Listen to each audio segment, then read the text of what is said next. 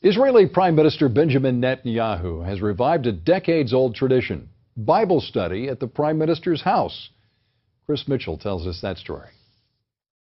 We're studying the Bible, and the Bible is the book of the Jewish people, but the book also of universal values. Prime Minister Benjamin Netanyahu opened the first session of the Bible Study Club at his official Jerusalem residence. It's a story of the Jewish people, and it expresses the hope that we will return to this land. He revived the tradition started by Israel's first Prime Minister, David Ben-Gurion. And I think in many ways it's a parable for humanity, because if the Jewish people were able, through this vast odyssey in time, to ford all the rivers, to cross the chasm of annihilation, to come back to our ancestral homeland, to rebuild our lives, this means there's hope for all of humanity.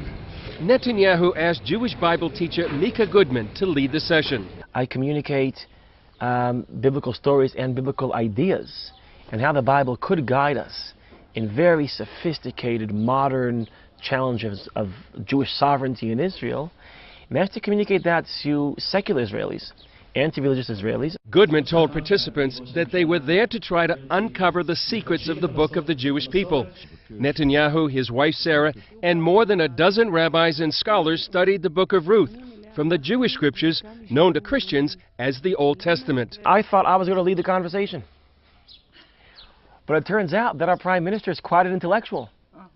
And he doesn't only have what to say, he has some very interesting things to say, and he asked me very tough questions. Goodman told CBN News, as the leader of the Jewish people in a volatile Middle East, Netanyahu needs a refuge from time to time. He escaped to the Bible, to something that's beyond time, beyond politics, beyond the day-to-day.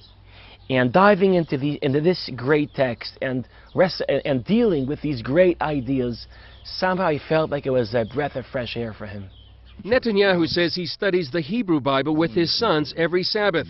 2 years ago, his younger son, Avner, placed third in the annual international Bible competition held here in Jerusalem. And what he discovered, what he shared with us, is that every time he reads the Bible, he's always shocked on how relevant it is. And so we're studying our map and our compass and our foundation and the Bible, and you're all welcome to join us, especially if you can learn Hebrew. Chris Mitchell, CBN News, Jerusalem.